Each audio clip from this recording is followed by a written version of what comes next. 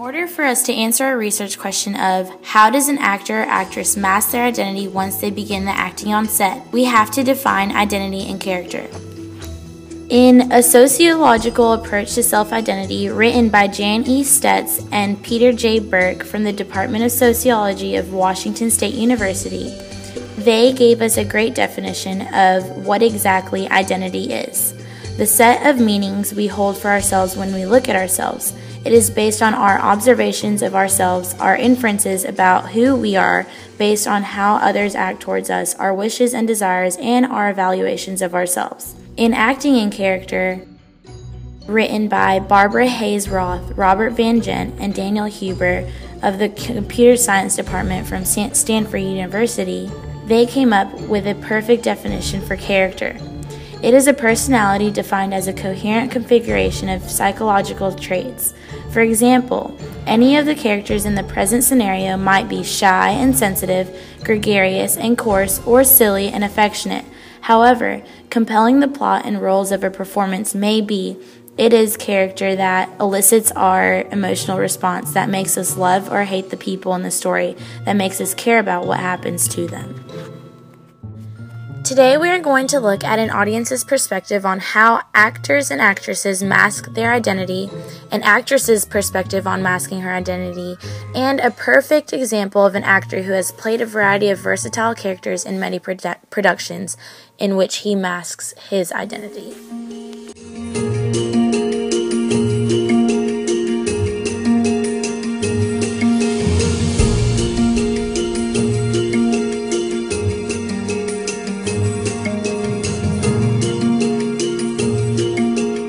How do your characters differ from one production to another? My character differs from one to another due to the circumstances of each production in the character's life. The motivation behind the characters differ. Like, for example, in American Reunion, Alexa's intention was to drink and get high with Stifler and Jim. In My Super Psycho Sweet 16 Part 3, Bryn's intention was initially to get drunk and party until all that changes when Nathan tries to kill her. Do you feel that your real identity is completely hidden with the personality of the characters you play in a production? I do not feel that my real identity is completely hidden within the personality of the characters I play in the production. I feel that you have to have some part of you in the performance to make it believable. How do you feel actors or actresses maintain their identity outside of the production? I think it's really important to be healthy as an actor or actress, mentally, physically, and as well as emotionally. Being healthy and knowing who you truly are will allow you to maintain your identity. I also think that having a family and friends who keep you grounded is very important as well in helping maintain your identity. Do you feel that an actor's or actress's real identity can be influenced by their character's identity? I think it depends on the actor if they are influenced by their character's identity. For me, personally, exploring new things through the characters I play allows me to better know myself. How do you think your friends and family portray your acting identity in movies or shows compared to your real identity? I think my family and friends understand that what I do as a profession is a profession, and that it is not really me. They know who I really am, and my goal as an actress is to be as believable as possible.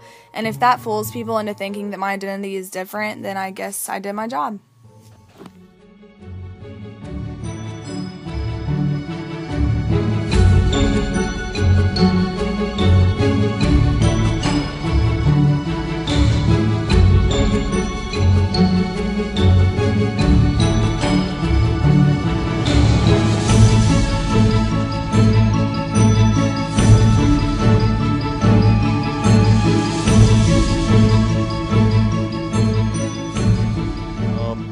How does an actor and actress maintain their identity outside of a production?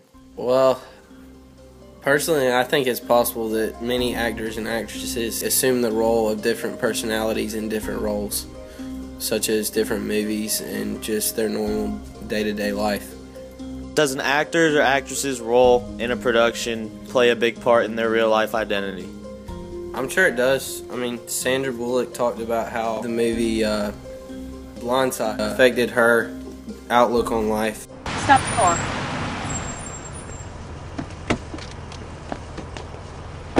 Big Mike. Hey, my name's Leanne Toohey. My kids go to Wingate. You said you were going to the gym? school gym's closed. Why were you going to the gym?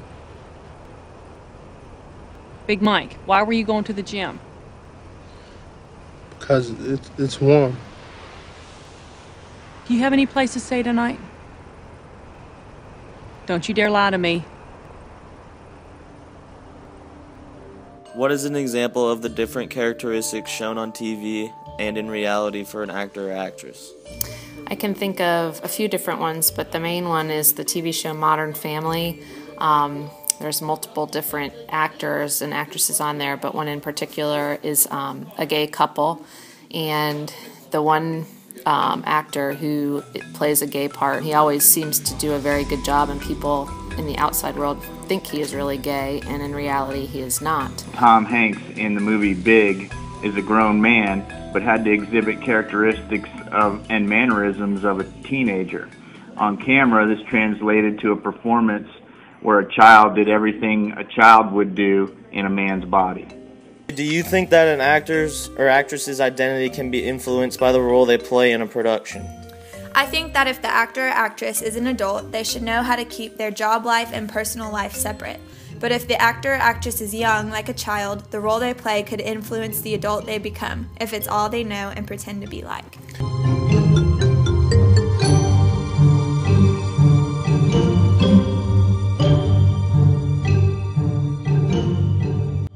Following the success of 10 Things I Hate About You, where he played the good-looking bad boy, Heath was on his way to being typecast as a teen heartthrob. Not happy about this, Heath chose roles that interested him and challenged him as an actor.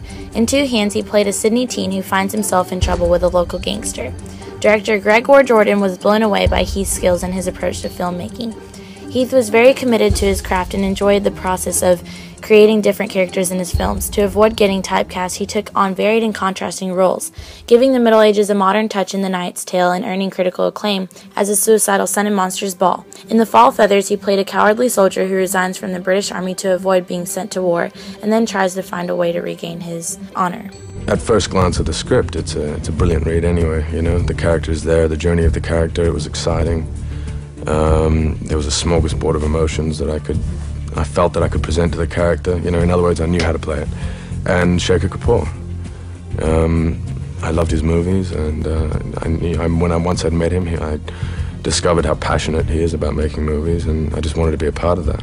Always focused on his character's journey, Heath drew on the physical challenges of shooting the battle scenes to help make his performances convincing. It was physically grueling, but then that made it easier in front of camera because the story was physically grueling, you know, so I just used that. I used the climate, I used the atmosphere that we're in and just adapted it to what was on the page, and so it helped me out. You know, all these things were tools to use. When choosing film projects, he thought it was a waste of time if he wasn't constantly testing himself and exploring different cinematic genres. The brothers Grimm tested his comedic skills for the first time. For me personally, I mean, it's been a real opportunity to leap out of my skin, and I've had an absolute ball. I've gone for it, no shame whatsoever, and that's a gift from Terry because playing comedy and feeling comfortable and free enough to express yourself in these ways, or to these extremes, you have to really trust the person who's directing. In Brokeback Mountain, Ledger continued to push himself out of his comfort zone. His heartbreaking performance not only proved that he was one of the most determined and versatile talents of his generation, but also earned him his first Oscar nomination. Well, the reason I knew I could play Innes is I knew Innes had a hard time coming to grips with his sexuality, coming to grips with the fact that he had love for Jack Twist. And I knew I would find it hard having to portray those scenes myself. I knew I would personally, and not being gay, I knew that would be a challenge for me. And I knew that I could use that to my advantage. I knew that I could use my personal fears in playing this role, and I could parallel them to Innes's fears in playing out his love and acting upon his love. And so that's why I knew I could do it. One of Heath's most memorable and scariest roles was his Oscar-winning performance as the Joker in The Dark Knight. To create this chilling and frightening character, he hid himself away in a hotel room for 6 weeks to isolate himself and really delve into the deranged mind of the villain. I met with Heath, and he really seemed to relate to what I was talking about. He seemed to understand how this character could be extraordinarily frightening and fresh and different than anything that had been done before.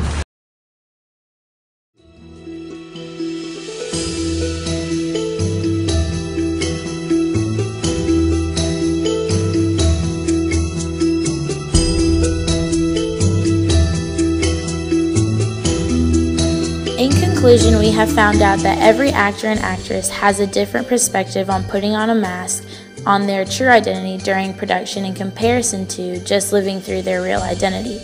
After intense research, we have come up with an assumption. Actors and actresses use their own identity and compare it to the portrayal of their character made by the director in order to create the perfect character for the movie.